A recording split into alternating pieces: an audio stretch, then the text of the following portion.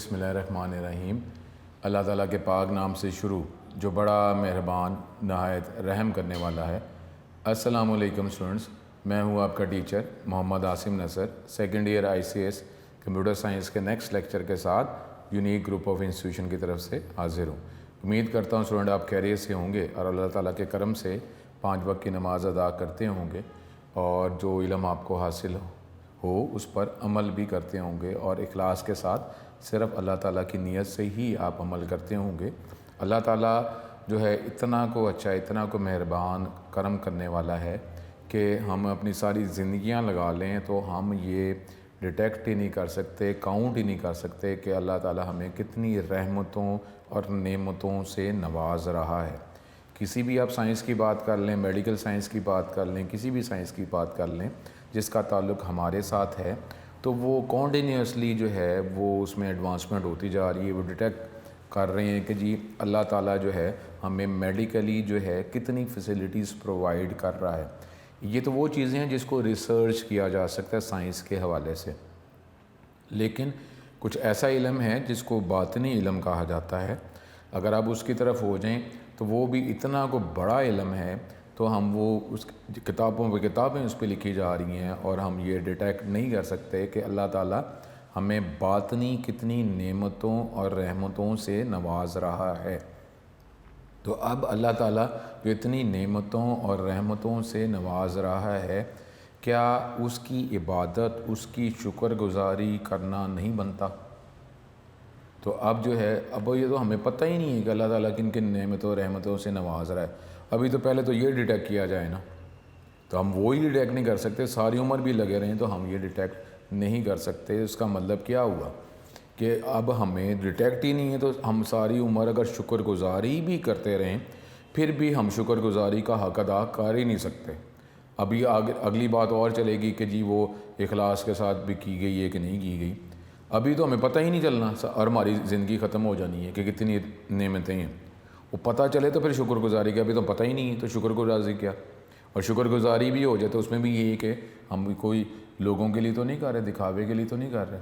तो अब अल्लाह, लेकिन फिर क्या बनता है कि हर वक्त जो है वो अल्लाह ताला के साथ हम कनेक्ट ही रहें और अल्लाह ताला का नाम ही लेते हैं और हर बात को अल्लाह ताला की तरफ ही रिजू करें, पॉजिटिव चीज़ को अल्लाह की तरफ, और अल्लाह ना करे कि अगर गलत चीज़ है उसको अपनी तरफ हम रीडायरेक्ट करें।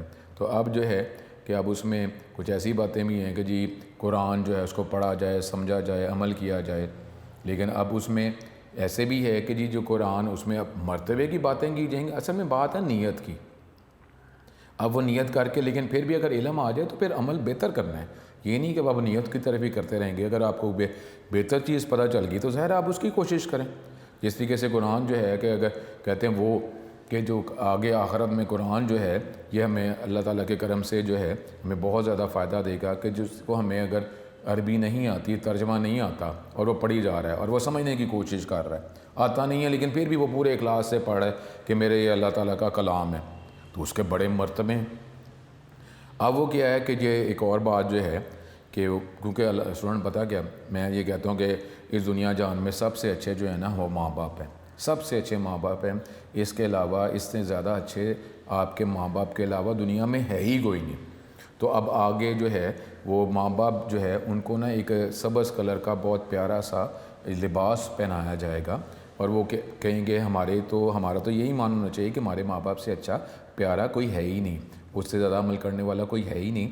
लेकिन वो कहेंगे कि ये इतना प्यारा सा लिबास जो है वो हमें क्यों पहनाया गया।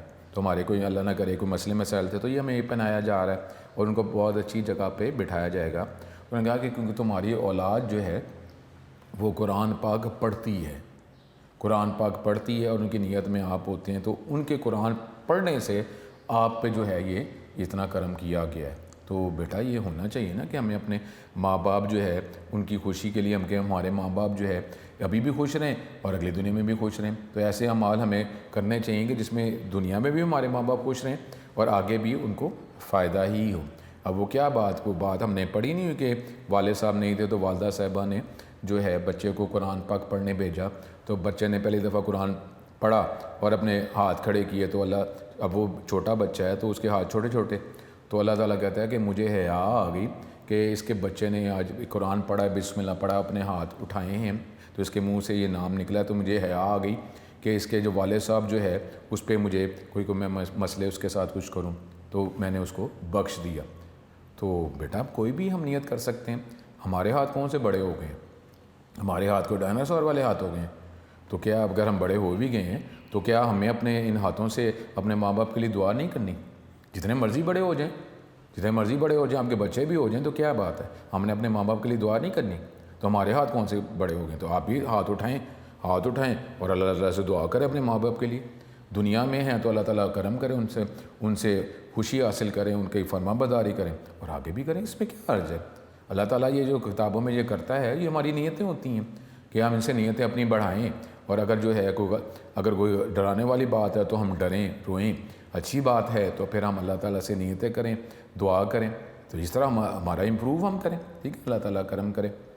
अपने टॉपिक की तरफ चलते हैं। बातें स्टूडेंट बहुत ज़्यादा हैं, तो ये ज़हन में रख लेंगे, दुनिया में सबसे अच्छे आपके माँ बाप हैं। माँ बाप से अच्छा ना कोई है और ना कोई होगा। तो माँ बाप की फरमाबरदारी करें। आपको जो कुछ भी सुकून जो है उसका पहला स्टेप जो है वो माँ बाप है। सबसे पहला स्टेप माँ बाप हैं। अल्लाह रसूल की तरफ आप चलना चाह रहे हैं तो पहला स्टेप माँ बाप है। उस्ताद भी हैं और फिर वो तीसरे बाप का भी कहा गया है, चाहे आप लड़का हैं चाहे आप लड़की हैं। तो ये बातें जो हैं ये बिल्कुल लिखी हुई हैं। अल्लाह रसूल की तरफ चल रहे हैं तो एक स्टेप्स हैं। सबसे पहले आपके माँ बाप जिन्होंने पैदा किया, फिर टीचर और आगे जो माँ बाप। ठीक है, तो अब ये जो है इन स्टेप से गुजर के ही फरमाबरदारी करके ही आप अगले स्टेप पे जा सकते हैं। स्किपिंग नहीं हो सकती कि आप अल्लाह रसूल की तरफ चल रहे हैं तो आप माँ बाप की फरमाबरदारी नहीं कर रहे तो आप कहें कि मैंने अल्लाह रसूल को पा लिया है, ऐसा नहीं हो सकता। तो आखिरी टॉपिक जो हम चैप्टर 5 के पढ़ रहे हैं वो है डेटाबेस ऑब्जेक्ट्स, कि जी इसके कौन कौन से मेन ऑब्जेक्ट्स हैं जो हमारे सिलेबस में शामिल हैं और हमारे इस्लाम के भी बुनियादी अकायद, कलमा, नमाज, रोज़ा, हज, ज़कात। ठीक है, यही हमारे पास पिलर्स हैं। ये हम करेंगे तो फिर आगे भी स्टेप्स हैं जो अल्लाह ताला हमें तौफीक दे कि हम ये करते रहें कि दुनिया ये आखिरत की खेती है, यहाँ हम जो कुछ भी अमल करेंगे इसको जो बोएंगे वही हमें काटेंगे, उसी के मुताबिक हमें अजर हमें मिलेगा। तो ये दुनिया को जो अमल की जगह है, इसको अमल के लिए आप इस्तेमाल करें और इसके लिए जो है आप अल्लाह ताला से अब दुआ करें कि अल्लाह हिदायत दे, अपनी पनाह में रखे। तो आखिरी टॉपिक चैप्टर 5 का डेटाबेस ऑब्जेक्ट जो है अब नोट्स के हवाले से इसको डिस्कस करते हैं। अल्लाह ताला हमें हमेशा अपनी पनाह में रखे, अपना हमेशा करम हम पे नाजिल करे और अपने करम से ही हम इंशाअल्लाह ताला जन्नत में जाएँ। और जन्नत ही वो जगह है जहाँ पे अल्लाह ताला जो है अपने दीदार से हमें नवाजेगा इंशाअल्लाह ताला। सो ये अगले टॉपिक जो है ये हम टेक्स्ट बुक के हवाले से कर चुके हैं, अब इसको नोट्स के हवाले से देखेंगे। डेटाबेस विज़िट, अब ये क्या स्टेप्स हैं जब हम विज़िट की मदद से डेटाबेस या टेबल क्रिएट करते हैं, इसकी वर्किंग जो है चैप्टर 6 में हम करेंगे। Database wizard is a set of step that guide the user to create a database easily. ठीक है, ये डिफरेंट स्टेप्स हैं जिसकी मदद से हम डेटाबेस या टेबल हम बना सकते हैं। जब हम क्लिक करेंगे एक्सेस तो ये डायलॉग बॉक्स आ जाएगा, इसमें से फिर मज़ीद ऑप्शन हम सेलेक्ट करेंगे। ब्लैंक डेटाबेस, डाटा एक्सेस पे यूजिंग एग्जिस्टिंग डाटा, ये हमारे पास ये मुख्तलिफ ऑप्शंस हैं, ये हम सेलेक्ट करेंगे। Start access, select access database wizard pages and projects option okay करेंगे, डायलॉग बॉक्स अपीयर हो जाएगा। डेटाबेस की टाइप आप सेलेक्ट करेंगे डेटाबेस टैब में से, ओके करेंगे तो फिर ये new database dialog box open हो जाएगा। और इस एनवायरनमेंट में दूसरे एनवायरनमेंट में फ़र्क है, मैंने आपको पहले भी बताया है कि दूसरे एनवायरनमेंट में माइक्रोसॉफ्ट वर्ड हो, एक्सेल हो, सी लैंग्वेज हो, कोई भी एनवायरनमेंट हो, जब उसमें आप कोई फ़ाइल क्रिएट करते हैं तो एक डमी, एक इमेजिनरी, एक ब्लैंक फ़ाइल आपको वो दिखा देता है। और जब उसको सेव करते हैं तो फिर आप जो वर्किंग करने के बाद आप सेव करेंगे, जब सेव करेंगे तो फिर आपको फ़ाइल का नाम अपने अकॉर्डिंगली आप प्रोवाइड करते हैं। लेकिन यहाँ पे क्या है इस एनवायरनमेंट के अंदर कि आपको पहले डेटाबेस का नाम बताना पड़ता है, उसके बाद फिर आप वर्किंग करते हैं। और वो नाम जो आप बताएंगे तो वो जो आप नाम रखना चाहेंगे उसी नाम से डेटाबेस बनेगी। ठीक है, तो ये थोड़ा सा इसमें फ़र्क है। तो ये आप फ़ाइल का नाम, डेटाबेस का नाम बताएंगे, उसकी टाइप है Microsoft Office Access database, create करेंगे तो ये क्रिएट हो जाएगा।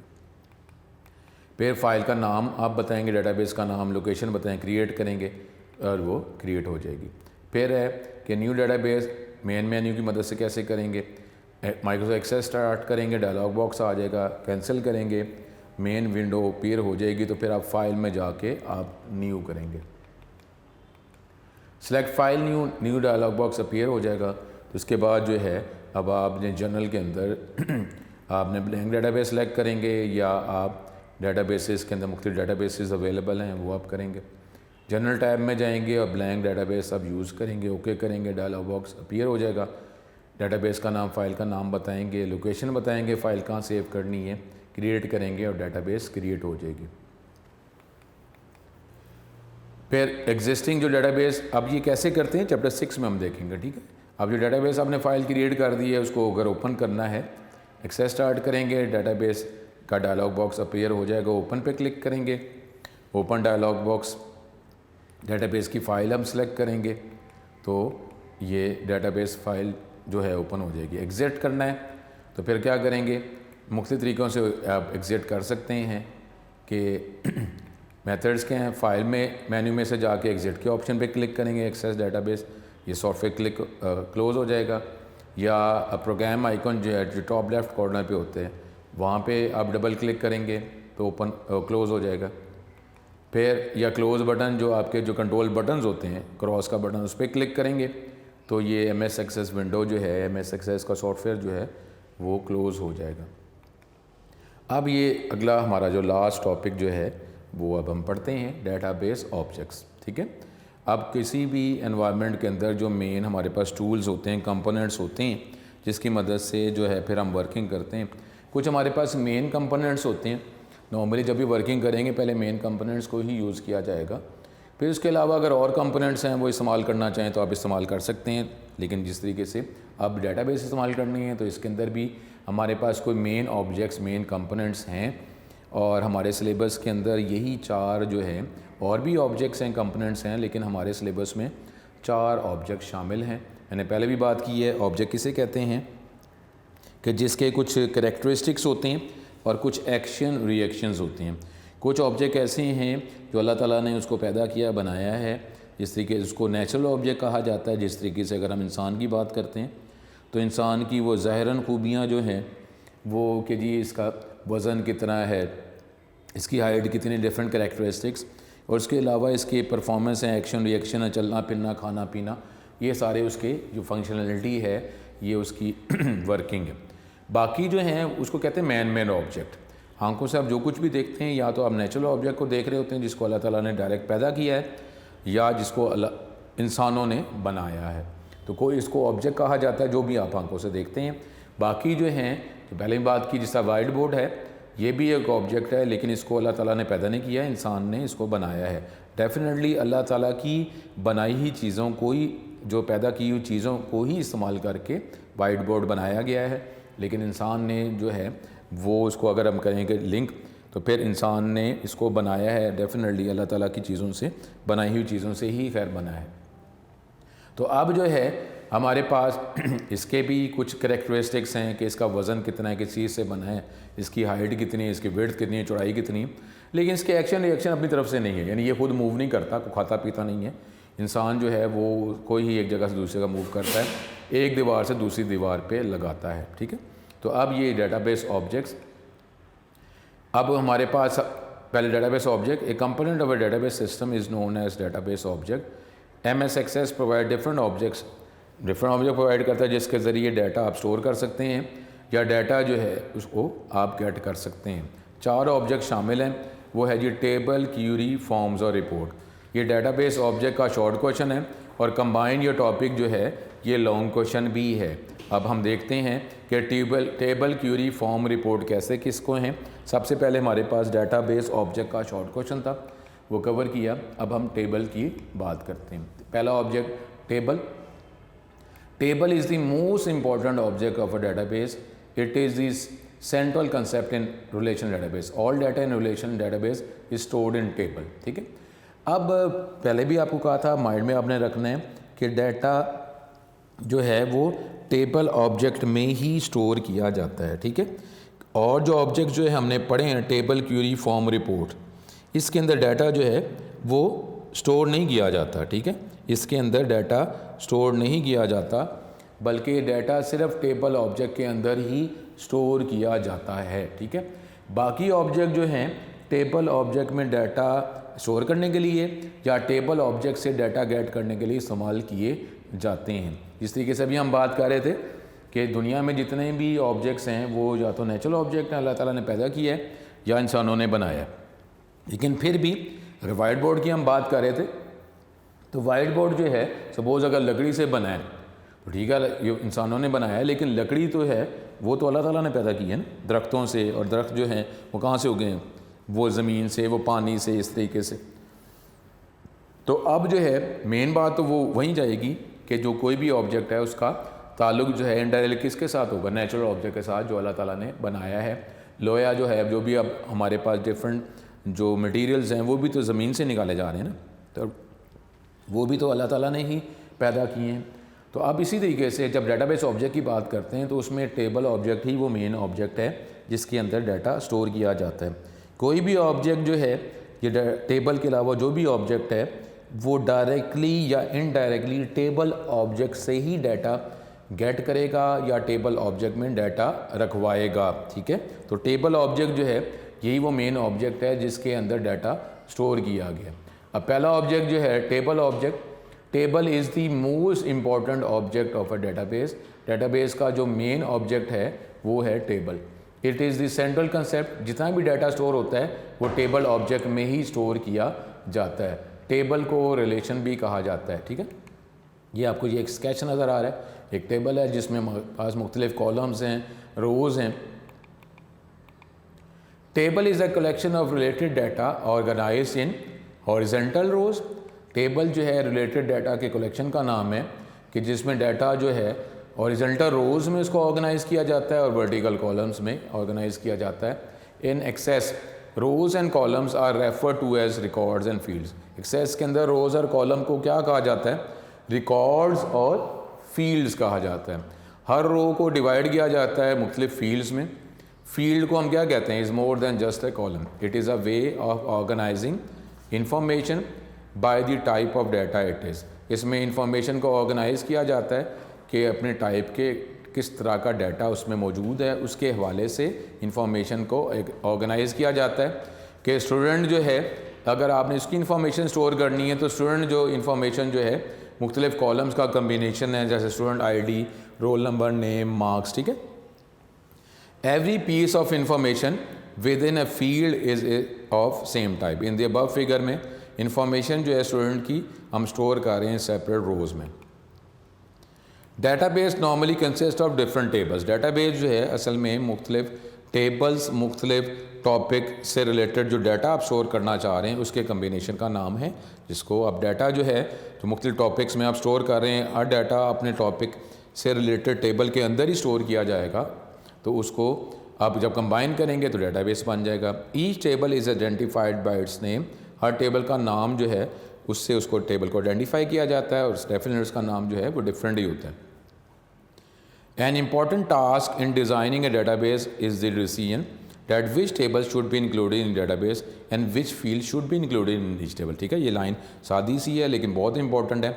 हमने ये देखना है कि डाटाबेस जब डिज़ाइन करना है तो उसमें टेबल्स कौन कौन से होंगे और जो टॉपिक जो है वो कौन कौन से होंगे, उस टॉपिक से रिलेटेड टेबल्स बनाएंगे और कौन कौन सी फील्ड जो हैं उस टेबल में उनको शामिल किया जाएगा। तो ये सारी चीज़ें जो हैं डाटाबेस को डिज़ाइन करते हुए ये चीज़ इंपॉर्टेंट होती है, टास्क। ठीक है, अब क्यूरी सेकंड ऑब्जेक्ट जो है वो हमारे पास उसको क्यूरी कहा जाता है। क्यूरी इन जनरल भी कहा जाता है कि जो आप सिस्टम से अपनी रिक्वायर्ड इन्फॉर्मेशन गेट करना चाहते हैं तो वो रिक्वायर्ड इन्फॉर्मेशन जो आप गेट कर रहे हैं तो उस टॉपिक को क्या कहते हैं? क्यूरी कहते हैं। ठीक है, तो ये जनरली भी इस्तेमाल किया जाता है और डाटाबेस के अंदर भी एक ऑब्जेक्ट जो हमारे सिलेबस में शामिल है जो हमने चैप्टर 6 में पढ़ना है वो है query. Query is a statement that extract specific information from database. एक स्टेटमेंट है जिसके ज़रिए स्पेसिफिक इंफॉर्मेशन डाटाबेस से आप गेट कर सकते हैं कि मुझे उन स्टूडेंट के रिकॉर्ड दिखा दो जिसका नाम ए से शुरू होता है। अब टेबल के अंदर तो सारे स्टूडेंट के रिकॉर्ड्स हैं ना, लेकिन अगर आप ये डिमांड कर रहे हैं मुझे सिर्फ उसी स्टूडेंट के रिकॉर्ड दिखाए जाएं जिनका नाम ए से शुरू होता है, तो आप क्या कर रहे हैं? ये क्यूरी, ये एक स्पेसिफिक इन्फॉर्मेशन डिमांड कर रहे हैं। आप ये भी कर सकते हैं कि सारे स्टूडेंट की इन्फॉर्मेशन आप रिक्वायर कर रहे हैं, डाटा रिक्वायर कर रहे हैं, जिस तरीके से क्लास वाइज रिजल्ट होता है, जिसको आप कई दफ़ा 4 पेज भी कह देते हैं। Queries are use to retrieve the required data from database. Query हम इस्तेमाल करते हैं डाटाबेस से रिक्वायर्ड डाटा गेट करने के लिए। Data is retrieve according to the criteria given by the user. Data जो है हम रिट्रीव कर सकते हैं अकॉर्डिंग टू क्राइटेरिया, जो आप क्राइटेरिया फार्मूला स्पेसिफाई करते हैं उसी फार्मूले के अकॉर्डिंगली डाटा रिटर्न किया जाता है। Queries are a way of searching for and compiling data from one or more tables. मैं बार बार कह रहा हूँ कि डाटा जो है वो टेबल ऑब्जेक्ट में ही स्टोर किया जाता है, तो ये हमारे पास क्यूरी के ज़रिए भी आप स्पेसिफिक डाटा सर्च कर सकते हैं या मुख्तलिफ टेबल से डाटा गेट करके आप देख सकते हैं। Running a query is like asking a detail question of your database. Query को फिर रन एग्जीक्यूट किया जाता है, उसका मतलब यही है कि आप कोई क्वेश्चन जो है आपने प्लेस किया है, उस क्वेश्चन के अकॉर्डिंगली आपको आंसर रिक्वायर है। It is more flexible way of selecting, filtering and sorting records. ये एक बेटर वे है कि रिकॉर्ड्स को सेलेक्ट करना हो या अपने क्राइटेरिया के अकॉर्डिंग रिकॉर्ड्स गेट करने हो या रिकॉर्ड्स को सॉर्ट करना हो, तो ये क्यूरी एक बेटर वे है। क्यूरी जो है ये, अब अगर हम लॉन्ग क्वेश्चन की बात करते हैं तो लॉन्ग क्वेश्चन के लिए आप ये पैराग्राफ करेंगे क्यूरी का तो हमारे लिए इनफ हो जाएगा। क्यूरी जो है वो नॉर्मली किसी भी डाटाबेस एक्सेस लैंग्वेज में लिखी जाती है। The most commonly use Curie language is SQL, जो आपने चैप्टर 1 के अंदर फीचर्स ऑफ DBMS में पढ़ा था। ज़्यादातर क्यूरी जो अगर आप लैंग्वेज की मदद से कर रहे हैं तो एसक्यूएल की मदद से क्यूरी लिखी जाती है। हम जो कर रहे हैं ये एसक्यूएल की मदद से जो है वो क्यूरी बनाना ये हमारे सिलेबस में शामिल नहीं है। हम IDE की मदद से जो है ईजी यूज़ मेथड्स की मदद से हम क्यूरी डिज़ाइन करेंगे, बनाएंगे और उसके अकॉर्डिंगली डाटा गेट करेंगे। एसक्यूएल की मदद से क्यूरी बनाना ये हमारे सिलेबस में शामिल नहीं है, ये आप अगली डिग्री में ही करेंगे। A query retrieves data from the database and displays it in the form of table. Query जो है वो डाटा, क्यूरी की मदद से डाटा आप रिट्रीव करते हैं डाटाबेस से और स्क्रीन पर आप दिखाते हैं, इसका प्रिंट भी लिया जा सकता है in the form of a table. The user can also change data in the database by using queries. User जो है डाटाबेस के अंदर डाटा को चेंज भी कर सकता है क्यूरी की मदद से। Query can also be use to perform calculations भी हम कर सकते हैं। The output of a query can be use as source for records for forms and report. और ये क्यूरी की जो आउटपुट वो फॉर्म और रिपोर्ट की सोर्स इनपुट भी बन सकती है, ठीक है। लेकिन मैं बार बार कह रहा हूँ कि मेन जो डाटा सोर्स है वो टेबल ही है। A query is used to view and analyze data in many ways. It is actually a stored question or request, ठीक है। आपने क्वेश्चन स्टोर किया हुआ है, रिक्वेस्ट स्टोर की हुई है, जब उसको एग्जीक्यूट करेंगे तो उसके अकॉर्डिंगली आंसर दिखाया जाएगा। A well designed query can give information you might not be able to find just by looking through the data।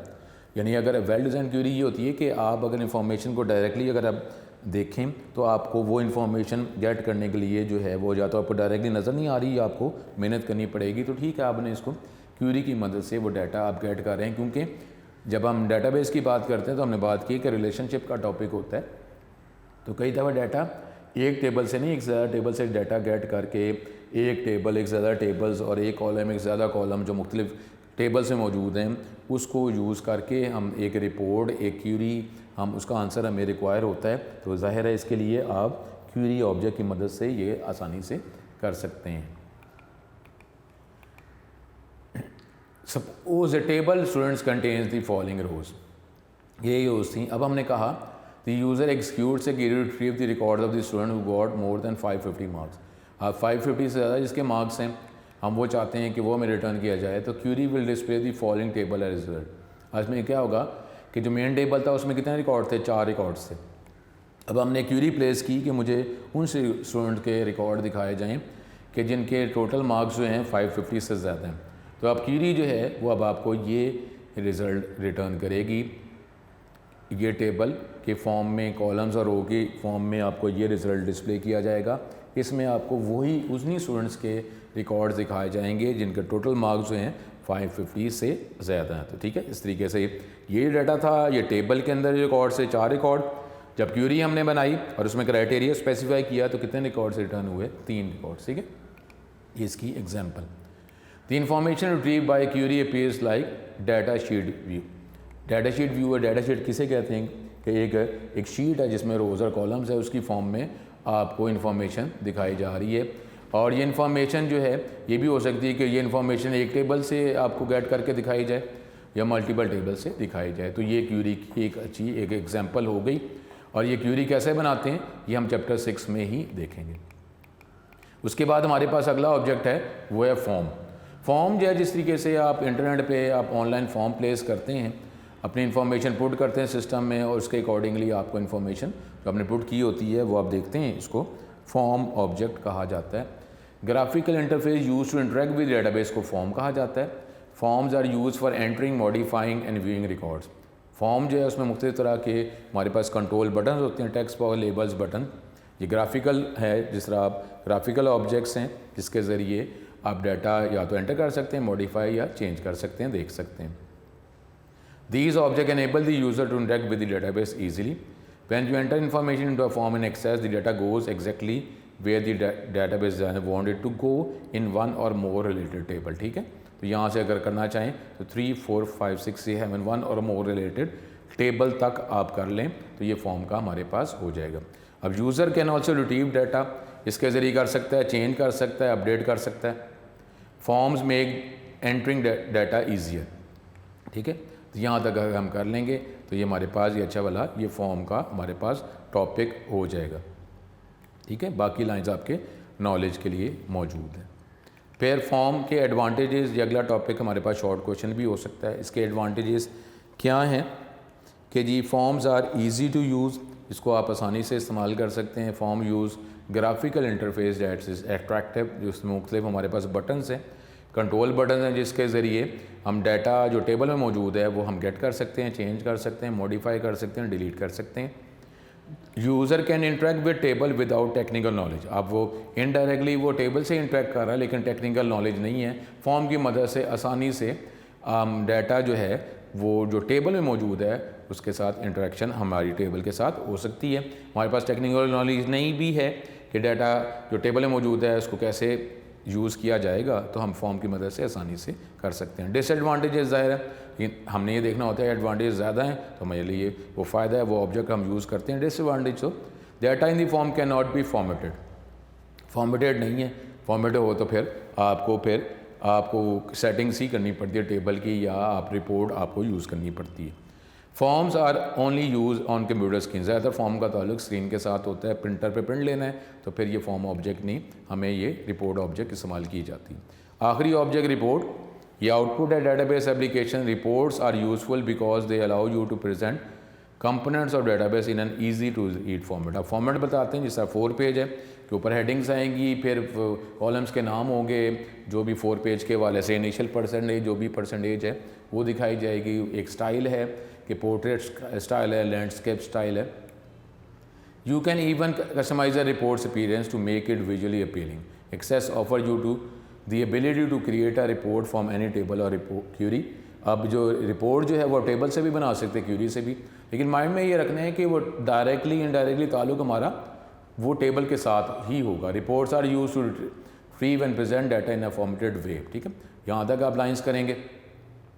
बाकी जो है कि some reports are simply a list और reports are very, the user can print records to send them to different people. अब ये मुख्तलिफ जो है वो जो फैसिलिटी प्रोवाइड कर रहा होता है। हमारे पास रिपोर्ट्स के कुछ एडवांटेजेस, वो क्या जी, provide facility to quickly get data from different tables से हम डाटा गेट कर सकते हैं, ये इसके एडवांटेजेस हैं। Reports help in making critical decisions. Reports can display process data using graphs and charts. Reports उसको फिर प्रिंट किया जा सकता है। डिसएडवांटेज क्या है कि जी डाटा इन दी रिपोर्ट इसको मॉडिफाई नहीं किया जा सकता, इस बात को माइंड में रखना है। आप नया डाटा जो है वो ऐड नहीं कर सकते फॉर्म रिपोर्ट की मदद से, डिलीट नहीं किया जा सकता। अब every piece of data query form report use is stored in one of your database tables. ठीक है, टेबल के अंदर डाटा होना चाहिए हमारे पास। ये अब ये इसका वो हमने जो डाटाबेस ऑब्जेक्ट्स पढ़े ये देख लें, ये ज़रा माइंड में रख लें कि जो हमारे पास टेबल जो है इसी से डाटा क्यूरी में जा रहा है, क्यूरी से सपोज़ आप रिपोर्ट में डाटा जा रहा है, फिर टेबल से डाटा फॉर्म में जा रहा है, टेबल से डाटा रिपोर्ट में जा रहा है। अब ये देख लें ठीक है, फॉर्म से रिपोर्ट में नहीं जा रहा या रिपोर्ट से फॉर्म में नहीं जा रहा। ये देख लें, ये बड़ी अच्छी डायग्राम है। टेबल से डाटा फॉर्म में भी जा सकता है, टेबल से डाटा क्यूरी रिपोर्ट में भी जा सकता है, टेबल से क्यूरी में भी जा सकता है, और क्यूरी से रिपोर्ट में भी डाटा जा सकता है। ठीक है, तो इस तरीके से इस बात को ज़रा माइंड में रखेंगे। जहाँ तक हमारे पास ये टॉपिक था, ये चैप्टर 5 का ये टॉपिक जो है डेटाबेस ऑब्जेक्ट का, ये टॉपिक हमारा कंप्लीट हो गया है। यहाँ पे हमारा ये चैप्टर 5 के टॉपिक्स भी कंप्लीट हो गए हैं। तो आज जो हमने डेटाबेस ऑब्जेक्ट का टॉपिक पढ़ा, इसमें मुख्तलिफ ऑब्जेक्ट्स पढ़े, और फिर जो है इसके हम आगे अगले लेक्चर में MCQs को डिस्कस करेंगे। तो ये चैप्टर 5 के टॉपिक्स हमारे कंप्लीट हो गए हैं। अब अगले लेक्चर के अंदर चैप्टर 5 के कुछ MCQs जो हैं वो डिस्कस करेंगे। अपना बहुत ज़्यादा ख्याल रखें। अस्सलाम वालेकुम।